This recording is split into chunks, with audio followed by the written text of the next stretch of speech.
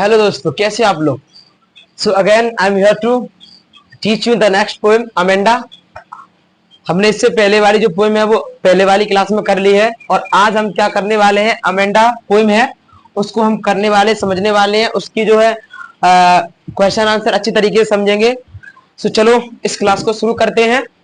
तो हमारा इस पोएम का पहला प्रश्न पढ़ने से पहले हम बता देते हैं आपको कि इसमें जो अमेंडा पोएम है इसके पोएट कौन है, रॉबिन क्लीन। इसके पोएट है मतलब इन जो कवि है वो रॉबिन क्लीन है। अब हम इसके क्वेश्चन करते हैं। तो हमारा पहला क्वेश्चन अच्छे तरीके से समझना है आपको, जो है उसका ट्रांसलेशन क्या है, कैसे है, इसको एकदम से पूरा समझेंगे, पूरा हिंदी में अच्छे तरीके से और याद करने की कोशिश करेंगे, ठीक है। तो हमारा पहला प्रश्न है, how old do you think Amanda is. मतलब हाउ ओल्ड कितने साल की, डू यू थिंक आपको लगता है, अमेंडा इज अमेंडा है मतलब अमेंडा कितने साल की है। हमको बताना है कि अमेंडा कितने साल की है और how do you know this, और आप इस बात को, आप इस चीज को कैसे जानते हो। तो देखिए, Amanda is a little girl. Amanda क्या है, एक छोटी सी लड़की है। हु मतलब अमेंडा के लिए आया है, यानी कि अमेंडा एक छोटी सी लड़की है जो कितने साल की है, लगभग अराउंड मतलब लगभग 9 या 10 साल की है। अमेंडा एक छोटी सी लड़की है, लिटिल गर्ल है जो कितने साल की है, 9 या 10 साल की है। She is being rebuked by her parents. मतलब सी मतलब अमेंडा को क्या किया जाता है, रिब्यूक किया जाता है, मतलब डांटा या फटकारा जाता है। किसके द्वारा, वाय हर पेरेंट्स, उसके घर वालों के द्वारा। With typically instructions that is quite common. अब क्या है, यहाँ पे थोड़ा लाइटिंग हो रही है तो कॉमन दिख नहीं रहा होगा, तो यहाँ पे लिख देता हूं, ठीक है। तो है, तो क्या कह रहा है इसमें, प्रश्न कह रहा है कि सी इज बीइंग रिब्यूक्ड, उसको डांटा जाता है, वाई हर पेरेंट्स, किनके द्वारा, उनके घर वालों के द्वारा। विद टाइपिकली इंस्ट्रक्शंस, मतलब इंस्ट्रक्शंस मतलब होता है नियम, या जो भी घर में रहते हैं ना बच्चों के लिए, क्या करना है, ऐसा करना है, वैसा करना है, यहाँ खेलने जाना है, वहां नहीं जाना है, मतलब ऐसे कुछ जो नियम होते हैं वही होते हैं instructions. That is quite common. ऐसे इंस्ट्रक्शंस, ऐसी चीजें जो मतलब हमारे जो इंस्ट्रक्शंस है ना, यानी ऐसे नियम जो क्या है, क्वाइट मतलब काफी, क्या होते हैं, कॉमन समान से होते हैं, फॉर चिल्ड्रन एक बच्चे के लिए, एट हर एज। मतलब ये कहा जा रहा है कि अमेंडा को उनके घर वालों के द्वारा छोटी छोटी बातों पर डांटा जाता है। जो बातें या जो काम उसकी उम्र के बच्चे करते हैं, तो बच्चों का काम ही होता है थोड़ी शरारत करना और थोड़ी बच्चों की तरह हरकत करना। उनको डांटेंगे मतलब ज्यादा नहीं मतलब डांटा जाता है, लेकिन अमेंडा के घर वाले उसको क्या करते हैं, डांटते हैं।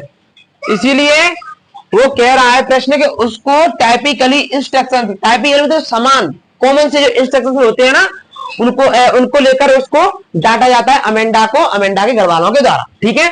अगला प्रश्न है हमारा, who do you think is speaking to her. मतलब हु मतलब कौन, डू यू थिंक आपको लगता है, स्पीकिंग टू हर मतलब अमेंडा से कौन कह रहा है, ये समझ लीजिए कि अमेंडा को डांट रहा है वो कौन है। ये प्रश्न कह रहा है आपको क्या लगता है, अमेंडा से जो कह रहा है, बोल रहा है, तो वो कौन है, डांट रहा है वो कौन है। तो देखिए, एनीवन कोई भी हो सकता है, ऑफ अमेंडास एल्डर, या तो अमेंडा के कोई बड़े बूढ़े व्यक्ति, कोई उनके मतलब उनसे बड़े कोई हो सकती है, या फिर बड़ों में से मतलब कोई दादा दादी भाई कोई भी हो सकता है, या उसके पेरेंट्स हो सकते हैं, मतलब उसके माता या पिता हो सकते हैं। Is speaking to her, speaking मतलब बोलना, उससे बात करना, या बोले तो उसको जो डांट रहा है वो कौन हो सकता है, या तो उसके कोई बड़े हो सकते हैं या फिर उसके माता पिता हो सकते हैं, ठीक है। अगला प्रश्न हमारा तीसरा वाला, why are stanzas 2, 4 and 6 given in parenthesis। तो parenthesis का मतलब होता है कोष्टक, ऐसे कोष्टक में दिए हुए हैं। पोएम जो है ना हमारी, उस पोएम में ऐसे अमेंडा के जो थॉट्स है, इनर थॉट्स, वो कोष्टक में बंद दिए हैं। तो ये प्रश्न कह रहा है कि जो स्टेंजा है, हमारी जो पंक्तियां हैं, उसमें जो स्टेंजा यानी कि जो 3-4 जो लाइन है ना, वो उसकी अमेंडा जो बोल रही है, सोच रही है, वो पेरेंथेसिस में क्यों दिए हैं। आप देखना 2, 4 and 6 जो स्टेंजा है, जो लाइन है, वो कहां पर दी है, पेरेंथेसिस में दी है। तो ये कह रहा है वो लाइन कोष्टक में बंद क्यों दी है, पेरेंथेसिस में क्यों दी गई है। तो देखिए, स्टेंजा 2, 4 and 6 यानी स्टेंजा जो दूसरा और चौथा और 6 वाला जो छठवा, यानी 2.6 है ना, वो गिवन इन पेरेंथेसिस, वो कोष्टक में दिए गए हैं। बिकॉज क्योंकि दे रिफ्लेक्ट, वो बताते हैं, रिफ्लेक्ट करते हैं, द इनर थॉट्स, जो अंदर की जो थॉट्स है, जो भावनाएं हैं, एंड रिएक्शन, जो रिएक्शन है, जो प्रतिक्रियाएं हैं, किसकी? ऑफ अमेंडा, यानी अमेंडा की जो थॉट्स है, जो विचार है, जो रिएक्शंस है ना, इनर थॉट्स जो रिएक्शंस है वो अमेंडा के है ना, इसीलिए उनको पेरेंथेसिस में बंद किया गया, मतलब कोष्टक में बंद किया गया है, या 2, 4 एंड 6 जो स्टेंजा है वो कोष्टक में दिए गए हैं, क्योंकि वो जो 2, 4 एंड 6 जो पेरेंथेसिस है ना, जो सॉरी स्टेंजास है ना, वो मतलब क्या करते हैं, इनर थॉट्स को और उसके रिएक्शंस को बताते हैं, किनके? अमेंडा के, ठीक है, इसीलिए उनको जो है स्पेशल पेरेंथेसिस में दिया गया। अब है 4 वाला, Who is the speaker in stanzas 2, 4 and 6? Do you think this speaker? Do you think this speaker is listening to the speaker in stanzas 1, 3, 5 and 7? मतलब who is the speaker? Speaker मतलब बोलने वाला कौन है?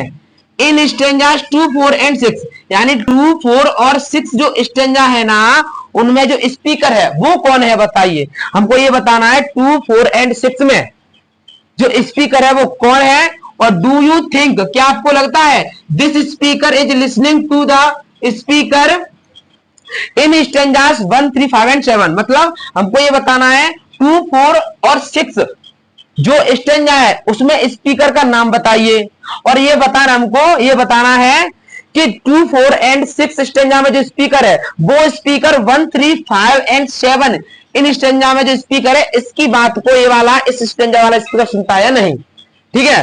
तो यहां पे दिया है the speaker in stanzas 2, 4 and 6, यानी 2, 4 और 6 जो स्टेंजा है उसमें जो स्पीकर दिया हुआ है वो कौन है, एक बच्ची है, वो बच्ची कौन है, अमेंडा है, यानी 2, 4 एंड 6 जो स्टेंजा है उसमें जो स्पीकर है वो अमेंडा है, अमेंडा एक बच्ची है, और वो बच्ची मतलब Amanda is not listening to the speaker in stanzas 1, 3, 5 and 7 मतलब ये सॉरी अमेंडा क्या है, मतलब 2, 4 और 6 है ना, 2, 4 एंड 6 जो स्टेंजा है उसमें स्पीकर है अमेंडा, और अमेंडा 1, 3, 5 एंड 7 वाले स्पीकर की बात को क्या कर रही है, इज नॉट लिसनिंग, वो नहीं सुनती है, कौन से वाले स्पीकर की बात को, 1, 3, 5 एंड 7 वाले की, क्योंकि वो इसलिए नहीं सुनती है क्योंकि she is lost in the world of her imagination,